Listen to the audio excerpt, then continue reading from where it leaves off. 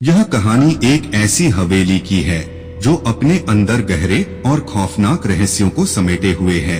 वर्ष 1920 में निर्मित यह हवेली कई वर्षों तक वीरान पड़ी रही, लेकिन जब एक परिवार वहां रहने के लिए आया तो उन्हें अजीब घटनाओं का सामना करना पड़ा।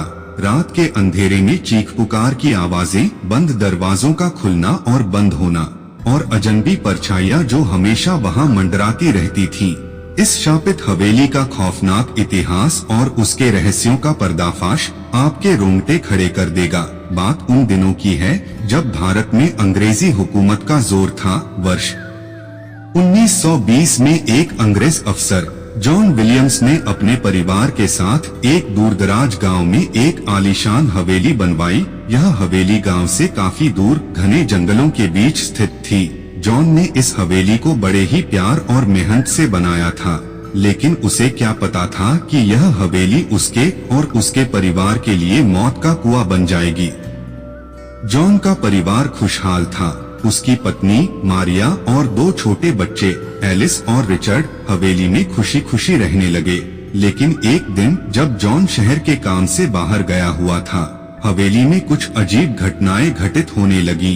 रात के समय मारिया को हवेली के पुराने हिस्से से कुछ अजीब सी आवाजें सुनाई देने लगी। दरवाजों का अपने आप खुलना और बंद होना, सीढ़ियों पर किसी के कदमों की आवाजें और हवेली की दीवारों से आती धीमी धीमी फुसफुसाहटें। मारिया ने सोचा कि यह उसकी कल्पना हो सकती है, लेकिन जैसे जैसे दिन बीतते गए घटनाएं और भी डरावनी होती गई।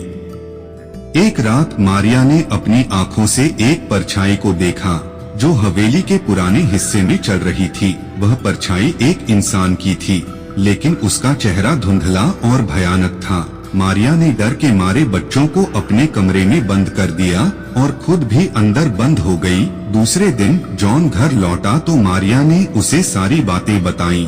जॉन ने सोचा कि यह सब मारिया का भ्रम हो सकता है, लेकिन जब उसने भी रात को हवेली में अजीब घटनाओं को महसूस किया तो उसे यकीन हो गया कि कुछ तो गड़बड़ है।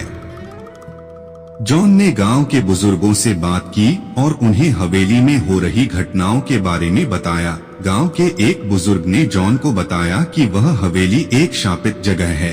वहां पहले एक साधु का आश्रम था, जिसे अंग्रेजों ने जबरदस्ती वहां से निकाल दिया था। उस साधु ने जाते जाते हवेली को श्राप दिया था कि वहां रहने वाला कोई भी व्यक्ति चैन से नहीं रह पाएगा। जॉन ने इस श्राप को अंधविश्वास मानकर नजरअंदाज कर दिया, लेकिन हवेली की घटनाएं दिन प्रतिदिन बढ़ती गईं। एक रात जॉन ने तय किया कि वह उस पुराने हिस्से में जाएगा और देखेगा कि वहां क्या है। वह अपने हाथ में एक लालटेन लेकर पुराने हिस्से की ओर बढ़ा। जैसे ही वह वहां पहुंचा, उसे वहां एक गुप्त दरवाजा दिखा। उसने वह दरवाजा खोला तो देखा कि वहां एक छोटा सा कमरा है जिसमें एक पुरानी किताब रखी हुई थी। जॉन ने वह किताब उठाई और पढ़ने लगा। वह किताब उस साधु की थी जिसमें उसने हवेली को श्राप देने की सारी बातें लिखी थीं। जॉन को समझ में आ गया कि यह श्राप सच है और उसे इस श्राप से मुक्ति पाने का कोई रास्ता खोजना होगा। उसने तुरंत गांव के बुजुर्गों से सलाह ली और उन्हें सारी बातें बताईं। बुजुर्गों ने जॉन को एक पुरानी विधि बताई जिसके द्वारा वह श्राप को समाप्त कर सकता था। इस विधि के लिए उसे उस साधु की समाधि पर जाकर कुछ विशेष अनुष्ठान करने थे।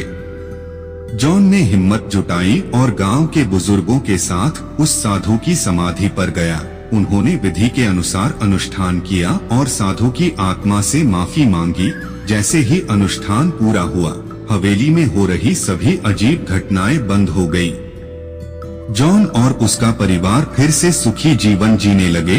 उन्होंने उस हवेली को बेच दिया और शहर में जाकर बस गए। वह हवेली आज भी गांव के किनारे खड़ी है, लेकिन अब वहां कोई नहीं रहता।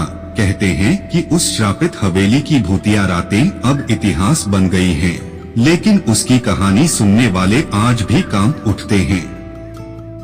इस प्रकार जॉन और उसका परिवार उस शापित हवेली से मुक्त हो गया, लेकिन वह भयानक रातें और अजीब घटनाएं हमेशा के लिए उनकी यादों में रह गईं।